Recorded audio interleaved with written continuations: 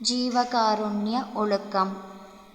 ஜீவகாருண்ய ஒழுக்கத்தின் முக்கிய லட்சியமாவது எது எனில், எந்த ஆதாரமும் இல்லாத ஏழைகளுக்கு உண்டாகிற பசி என்கின்ற நெருப்பானது பற்றி எரியும் போது ஆகாரத்தால் அணைத்து நிவர்த்தி செய்வதும், வாயில்லாத ஜீவராசிகளை பிறர் கொலை செய்யும்போது அதை எந்த வகையிலாவது தடுத்தலும் மே ஆகும்.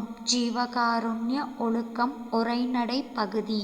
Thiruvarutpa. Please kindly like, share, subscribe our channel dear all. அரட்பெருஞ்சோதி அரட்பெருஞ்சோதி தனிப்பெருங்கருணை அரட்பெருஞ்சோதி. கொல்லா நெறி குவலயம் எல்லாம் ஓங்குக.